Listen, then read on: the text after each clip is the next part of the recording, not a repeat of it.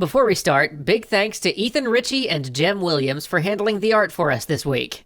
In September of 2017, the city of Seattle placed 18 shiny new bike racks underneath a bridge that was slated for demolition in less than a year. Why? Unpleasant design.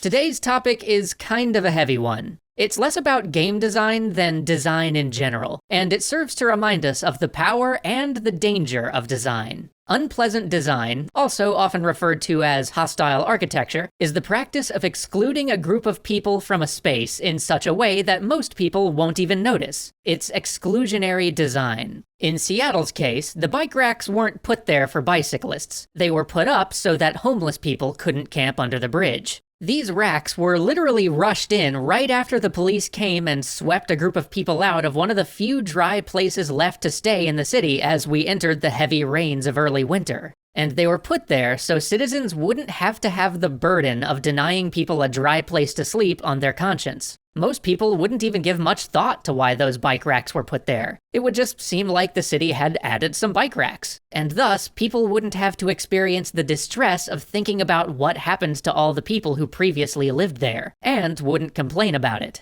This is an incredibly common municipal practice. If you've ever been at a bus stop with one of those leaning benches, just sort of a rail along the side of the thing instead of a proper bench, that is there for the same reason, so people can't sleep there. You would be surprised how much money and energy go into hostile design. The Camden Bench is an example from London of an expensive replacement for a standard bench whose primary features are that it is angled in such a way that it is impossible to sleep on or skateboard across. And if you've ever wondered why there are weird metal flanges on architecture, like these in the Embarcadero in San Francisco, or these in London, those are not an aesthetic choice. They are there to keep people from skateboarding along it. Or, if you've ever been in a public bathroom lit with weird blue light and wondered why that is, those lights are there to make it harder for drug users to find a vein. Sometimes it's even simpler than that. If you've ever been to a store in a popular area and for some reason they're all playing what you would consider to be bad country, classical, or opera music, this is often an attempt to make the spot less cool so young people won't hang out near there.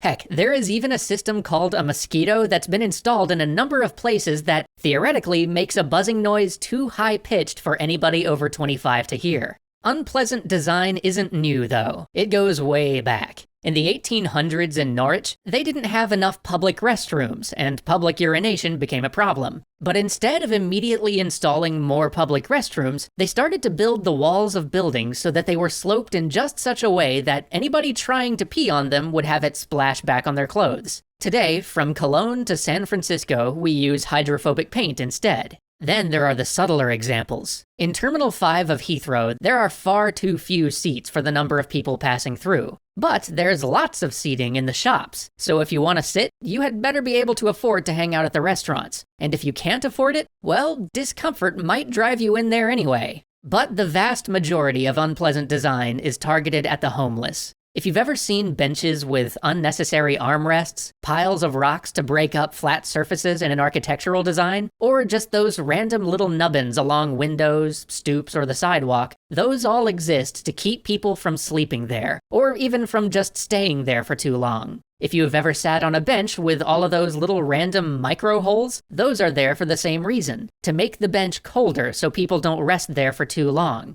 The problem with this kind of stuff is that rather than address any of the root causes of homelessness, the goal of this design is to address the fact that many people are uncomfortable with seeing homelessness. It's not concerned with why that makes us uncomfortable. It's not concerned over whether maybe we should be uncomfortable. Not with homeless people, but with homelessness itself. Unpleasant design devotes large amounts of money to allow us to go about our pleasant lives and blissfully ignore problems, allowing those in charge of solving those problems to simply sweep them under the rug, rather than confronting them, or actually trying to find a solution. It takes resources that could be used to actually address those issues, and spends them instead helping us put those issues out of mind. It's pretty unconscionable. There is a small ray of hope here, though, because when people are made aware of what those types of design are meant to do, they tend to rebel against it. Every time the populace actually realizes what's going on, there are all sorts of efforts made to render those unpleasant designs benign. From mattresses thrown over anti-homeless spikes, to people cutting the unnecessary arms off of those benches. Humanity as a whole tends to be better than the politicians who deploy these things. And those bike racks I mentioned in Seattle? A citizen who realized what was going on put in a public information request about them. It turns out they were absolutely there for no other reason than to deter the homeless. And the emails acquired from the public information request got passed to one of the local papers. The populace was outraged when they found out, and they flooded the mayor's office with demands to have them removed. Recently, it was announced that those bike racks would be taken out. Hopefully, they should be gone before this episode goes live.